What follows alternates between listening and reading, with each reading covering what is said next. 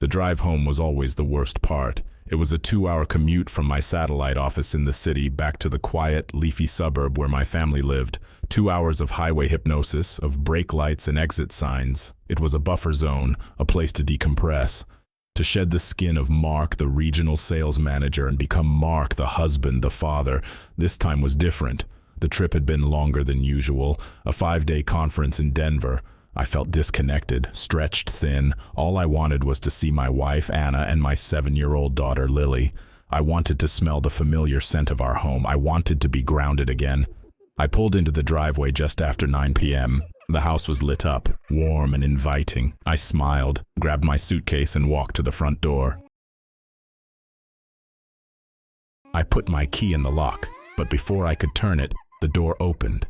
Anna stood there. "You're home," she said. Her voice was flat. "I am." I leaned in to kiss her, but she turned her head slightly so my lips brushed her cheek. It was cool to the touch. "I missed you," I said, trying to ignore the awkwardness. "We missed you too," she replied, stepping back to let me in. I walked into the foyer. The house was immaculate, cleaner than usual. The scent wasn't familiar. It smelled of lemon polish and air freshener, a sterile chemical smell. Buster, our golden retriever, was usually a whirlwind of frantic joy when I came home. He would bark and whine and jump all over me, but tonight, he just stood at the top of the stairs, watching me. His tail gave a single hesitant wag and then stopped. He let out a low growl deep in his chest. "Hey, buddy, what's wrong?" I said, taking a step towards the stairs. Buster growled again, louder this time, and backed away. "He's just not used to you being gone so long," Anna said from behind me. "He'll warm up." I turned back to her. She was watching me with an intensity that made me uncomfortable. Her eyes, usually a warm hazel, seemed darker, opaque. "Where's Lily?" I asked, my voice a little too loud in the quiet house.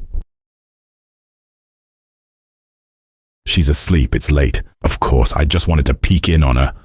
I started up the stairs. Buster retreated further down the hall as I approached. This was wrong. This was all wrong. Buster loved me more than anything. I pushed open the door to Lily's room. It was dark except for the glow of her dinosaur nightlight. She was tucked into bed, a small lump under the covers.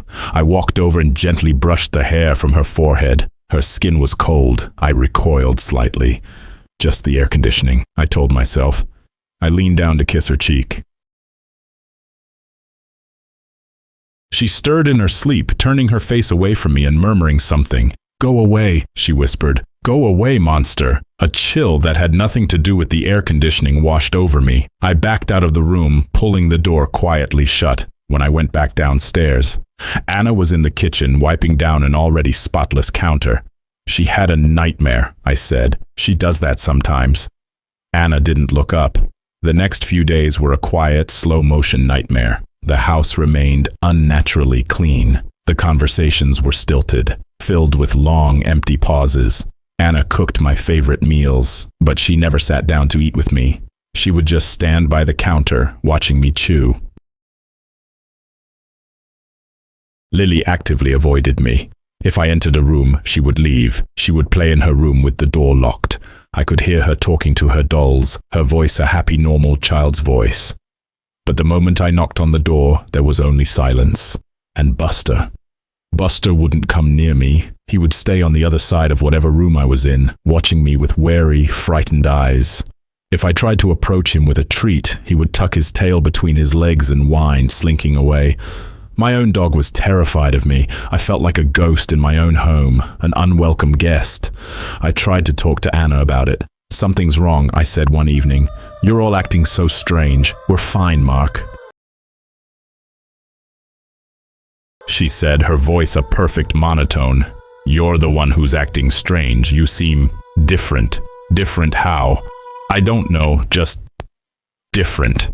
She turned away, ending the conversation. I started to question my own sanity. Was it me? Did something happen on the trip? Was I projecting my own stress and exhaustion onto them?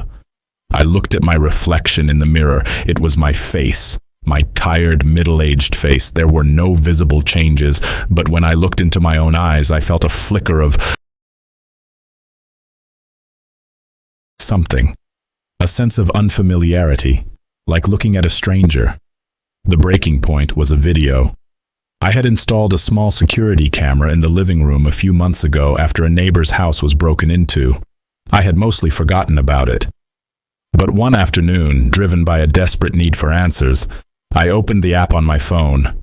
I scrolled back to the day before I came home. The footage showed Anna and Lily in the living room. They were laughing, playing a board game on the floor. Buster was sprawled out between them, chewing happily on a toy. The scene was so normal, so full of warmth, that it made my chest ache. This was my family. This was the life I had been missing. Then I fast-forwarded to the night I arrived. I watched myself walk through the front door. I watched the stiff, awkward hug. I watched my dog growl at me. I kept watching the footage from the past few days. I saw myself trying to talk to Anna, trying to play with Lily, only to be met with avoidance and fear. I looked like a man trying to connect with a family of strangers. But then I saw something else. It was from the middle of the night. Around 3 a.m., the camera's night vision cast the room in an eerie green glow. I saw myself walk down the stairs. I moved slowly, deliberately, not like someone who was sleepy or getting a glass of water. I walked to the center of the room and just stood there, for nearly an hour, perfectly still, watching the front door. I have no memory of this. None at all. I kept watching. I saw my sleeping, still form do this every night since I'd been back. A silent, nightly vigil. Then I saw last night's footage. I saw myself come down the stairs, stand in the center of the room. But this time, something was different. After about 20 minutes, my head tilted at a slight unnatural angle, and my reflection in the dark glass of the television screen, it smiled. A wide, predatory grin that didn't belong on my face. A grin that didn't even seem physically possible. I felt sick. My phone clattered from my trembling hands onto the floor. That wasn't me. I looked at my hands. They were my hands. I flexed my fingers. I was in control. But what happened when I slept? Who was walking around in my body? I stumbled into the garage, my mind reeling. I needed to get away, to think. I fumbled for my car keys in my pocket. My fingers brushed against a small, hard object I didn't recognize. I pulled it out. It was a hotel key card, not from the Marriott in Denver where the conference was held. This one was from a cheap, no-name motel, the Starlight Motor Inn. I had never seen it before in my life. I had no memory of being there. Suddenly, a fragmented image flashed through my mind, a dark, musty motel room, the flickering neon sign outside the window. A cracked mirror on the wall, and in the mirror my own reflection looking back at me. But it wasn't my reflection, it was standing at a different angle, and it was smiling, that same impossible, predatory grin. The memory vanished as quickly as it came, leaving me breathless and terrified. I heard the garage door behind me open. Anna was standing there, her face a blank mask. "Where are you going, Mark?" she asked. I just needed some air," I stammered. "You're not going anywhere." Her voice was cold. "It's not safe for you out there. It's not safe for us if you leave." She took a step towards me, and for the first time I saw the emotion in her eyes. It wasn't anger, it wasn't indifference, it was pure, abject terror. She wasn't afraid of me, she was afraid for me. "Don't let it take you again," she whispered, her voice cracking. "Please, the real you, don't go." I looked from her terrified face to the motel keycard in my hand, and I understood. The thing that came home from Denver wasn't me, not entirely. I was there. A passenger in my own body. But something else was driving, something I had picked up in that forgotten motel room, something that wore my face and slept in my bed. And my family? They knew. They had known from the moment I walked through the door.